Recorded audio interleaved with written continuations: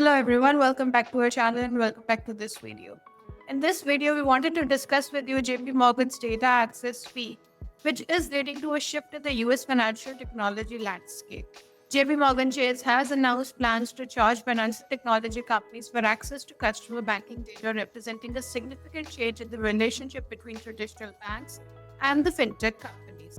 This development has implications for the global fintech ecosystem and highlights important differences in the regulatory approaches between the regions. Let's talk about the policy change out here first. JP Morgan has notified data aggregators that connect banks with the fintech applications that it will begin implementing fees for customer data access.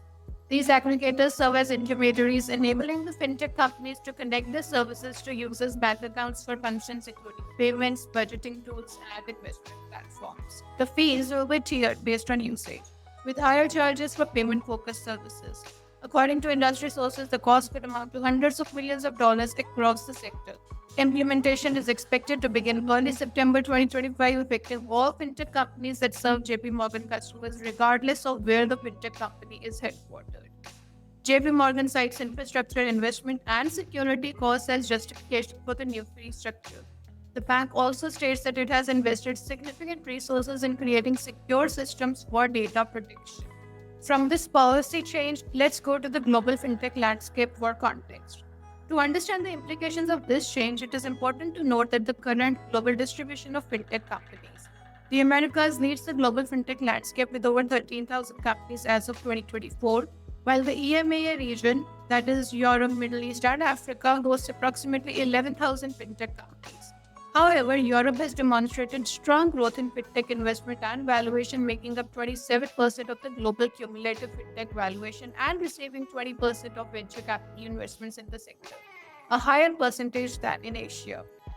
European fintech companies like Stripe, Adyen, and Revolut are among the world's largest fintech companies by market capitalization, demonstrating the region's capacity to produce globally significant financial technology companies. And this brings us to the regulatory divergence, the US versus the European frameworks. Let's talk about United States first. The US open banking landscape is facing regulatory uncertainty. Consumer Financial Protection Bureau finalized rules in October 2024, which require banks to provide free data access to consumers and authorize third parties. However, the current administration has indicated that it considers this rule unlawful and plans to challenge it in the court. Banks, including JP Morgan, have sued to block the CFPB rule, arguing that it exceeds the agency's statutory authority. This creates an environment wherein individual banks can set their own data access policies while litigation proceeds. And when we are talking about Europe, the European markets operate under the Payment Services Directive 2, which was implemented in 2018. This regulation mandates that the banks provide third-party access to customer data through open APIs with customer consent. Importantly, PSD2 requires the access to be provided free of charge to authorized third-party providers. The European framework is more standardized and prescriptive compared to the US market-driven approach. Banks cannot unilaterally impose data access fees under the current European regulation. And this brings us to the universal impact on the US market participants. Now, JP Morgan's fee structure affects all fintech companies serving US customers with JP Morgan accounts, regardless of the company's origin. This creates several challenges. First and foremost, it is increased operational costs. Secondly, it is market fragmentation. And thirdly, it creates a barrier to entry.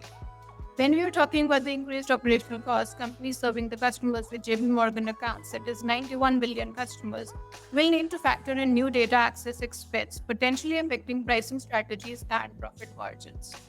When we are talking about market fragmentation, if other US banks also implement similar fee structure, fintech companies may need to develop different operational models for different banking relationships. And finally, let's talk about the barriers to entry. Startups and smaller companies may find it difficult to compete with established players who have existing banking relationships or greater resources to absorb the new costs. All this makes one wonder if this could make fintech more feasible in Europe. There are a lot of factors for that. First and foremost, the regulatory stability and predictability. We also have free data access as a competitive advantage. There is stronger foundation for expansion. There is innovation without infrastructure barriers, and there is investment attractiveness. And last but not the least, there is cross-border European opportunities. And this brings us to the industry response and the future outlook. Now, the fintech industry has responded with concern about the potential for reduced innovation and increased barriers to entry. Some analysts suggest that larger established fintech companies with existing banking relationships may be less affected than the smaller startups.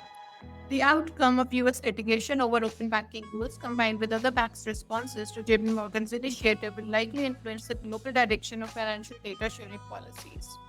For the global fintech ecosystem, this development highlights the critical importance of regulatory frameworks in shaping market dynamics and competitive landscapes. While creating immediate challenges for the US market participants, it may simultaneously strengthen the case for Europe's more structured approach to financial data sharing.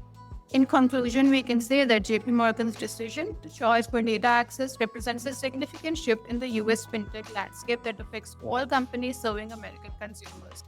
As we mentioned before, that while this does create universal challenges for the US market participants, it also highlights the advantages of Europe's regulatory approach and potentially accelerate fintech innovation within the European framework. The long term implications will depend on how the other banks respond and how US regulatory battles resolve, and whether the industry adapts to this new cost structure or seeks alternative solutions. That's all that we wanted to share with you in this video. Hope you've enjoyed this video. Do stay tuned in for more. Thank you.